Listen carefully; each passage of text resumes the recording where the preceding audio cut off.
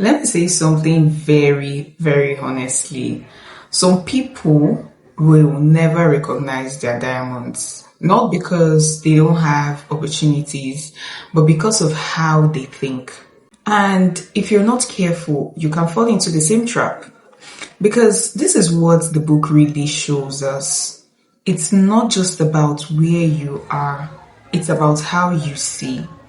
Here are some lessons I want us to pick from this part. Lesson 1. People ignore what is familiar. Human beings have a habit of disrespecting what is familiar.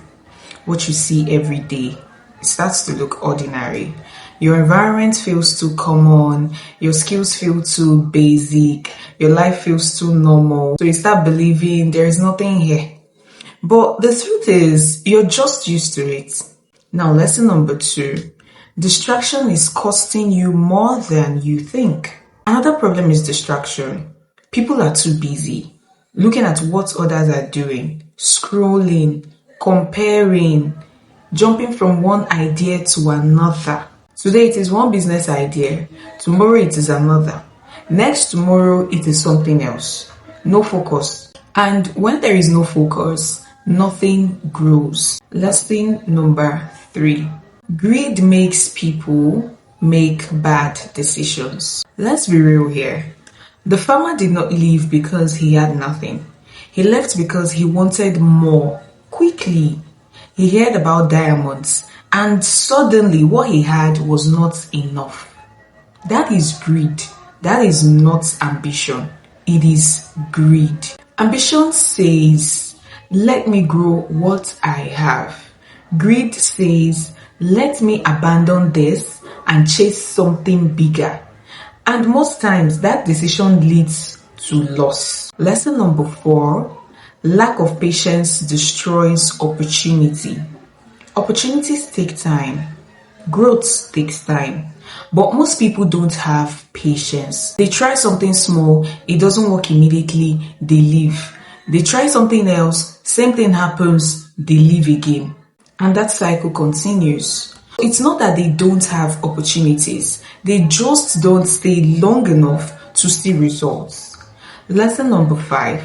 Wrong information can mislead you. Now let's go back to the story. What started the farmer's problem? Information. He heard about diamonds, but he did not fully understand it. Half knowledge is dangerous because it can make you leave something good for something you don't even understand. Now, lesson number 6. Some people are always looking for shortcuts. This one is very, very common.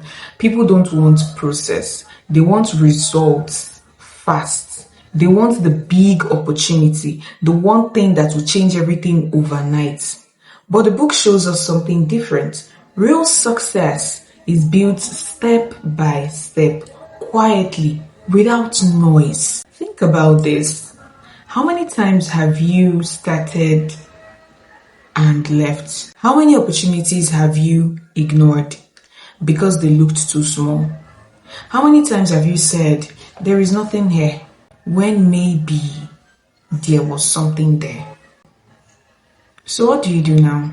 First, slow down. Stop chasing everything. Second, focus. Pick something and stay with it long enough to understand it. Third, respect where you are because you might not be there by mistake. At the end of the day, the problem is not always opportunity. Sometimes the problem is mindset. My name is Joy Nkiru Kachukunonye and I read So You Stop Thinking Small.